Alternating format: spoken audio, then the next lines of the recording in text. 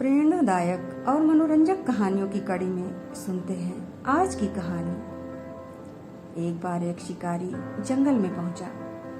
शिकार करने के इरादे से उसने अपने तीर पर बहुत खतरनाक जहर लगाया और शिकार को निशाना बना करके उसने वो तीर छोड़ा, लेकिन उसका निशाना चूक गया और जाकर के एक पेड़ में लगा। हरा भरा बड़ा सा पेड़ था जिसमें बहुत सारे तोते रहते थे। वह तीर जब उस पेड़ के तने में लगा, वह धीरे धीरे सूखने लगा। उस पेड़ में जितने तोते रहते थे, एक एक करके सब अपना कोटर छोड़कर जाने लगे।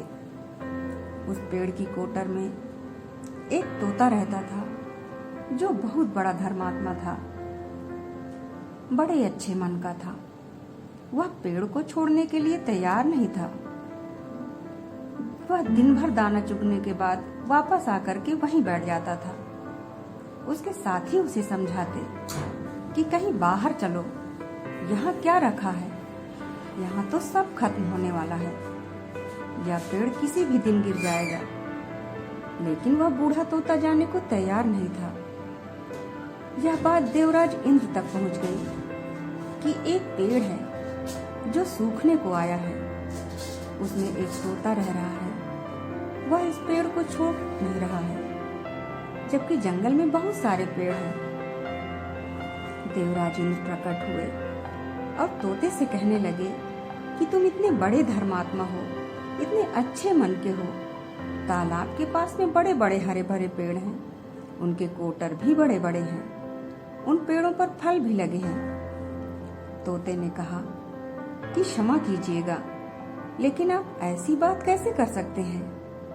इस पेड़ ने मुझे जीवन दिया, शिकारियों से मेरी रक्षा की, मेरी जान बचाई, हर मौसम में मेरा साथ दिया। जिस पर मैं पला बढ़ा, आज इस पर संकट आया तो इस पेड़ को छोड़कर मैं कैसे जा सकता हूँ? मैं ऐसा कभी नहीं कर सकता। उसकी बात से देवराज बहुत प्रसन्न हुए। उन्होंने तोते से कहा कि तुमने कितनी खूबसूरत बात कही है, बोलो और मांगो, तुमको क्या मांगना है? बूढ़े तोते ने कहा कि बस इतना ही कि जिस पेड़ ने मुझे आश्रय दिया, जहाँ मेरे अपने रहते हो, आप इसे वापस वैसा ही कर दीजिए जैसा था। देवराज इंद्र ने अमृत से उस पेड़ को सींच दिया। पेड़ वापस से हरा भरा हो गया। बाकी तोते वापस से उस पर आकर के रहने लगे। कुछ समय के बाद वह तोता स्वर्ग चला गया। छोटी सी कहानी, लेकिन समझाती है कि जब किसी भी इंसान का बुरा दौर आता है तो इमोशनली वह टूटा हुआ होता है।